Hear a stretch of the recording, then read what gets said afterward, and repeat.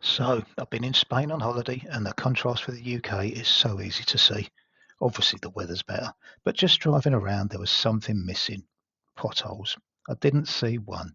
And I drove on a motorway, A road equivalents, and quiet village roads. The streets were clean too, noticeably, and there's generally a better feel in the country. You know, that thing you can't quantify but can sense. Another difference was the police patrols, which were constant, but not in an aggressive way. Here you only see the police when something's happened, so you associate them with being a bad thing. So I thought I'd look up the Spanish economic situation, and their economy's booming. Despite them going through the same pandemic and the consequences of the Russian invasion of Ukraine that our government blames for everything.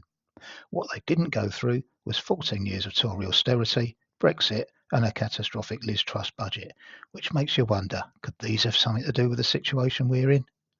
I did get a chance to keep up with some of what was going on in the UK, though, like the brilliant local election and local mayoral election results, where the Tories were effectively handed their asses, despite trying to rig the vote with voter ID. Voter ID that Boris Johnson introduced after saying he was against it, but seemed to have forgotten about and turned up without any. A mistake or just his usual entitled attitude? The London results ceremony was an absolute embarrassment, with the losing Tory candidate Susan Hall just slagging off the winner, Sadiq Khan. But what can you expect from someone who lied throughout and whose election campaign seemed to be based on saying London was a shit place? Happy to see the Reform Party beaten by Count Vimface, though. Although to listen to the Tory spin, they did okay, because they deludedly think their supporters not turning out to vote for them was a positive. Natalie Elphicke has moved from the Tories to the Labour Party. Okay, on the face of it, she isn't the best person to have on board, and it seems to have backfired, but it will give them another vote against Tory policies in Parliament.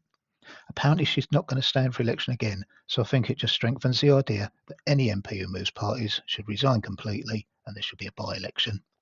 The Tories have, of course, rallied against her with smear stories about all the bad things she's done before, and there seems plenty, but failing to realise that supporting her at the time doesn't make them look good either. But won't it be great if, as expected, there are more defections? You never know, they might just get the message. They're already over 60 not standing for re-election. But disastrous climate news saying we're heading for not 1.5-degree increase, which they already say is terrible, but for a 2.5-degree increase. Just what will it take for the idiots who run the world to say enough is enough, let's work together? We're being told there's good news on the economy and we're out of recession, which the government have been quick to claim credit for, even though it's fuck all to do with their policies. But fellas, a drop in the interest rates won't be backdated for people who've taken on massive expensive mortgage payments, and prices won't revert back to what they were. At best, prices won't increase quite as quickly as they have been. In fact, they'll increase when the new tax on EU imports kicks in. Thanks, Brexit.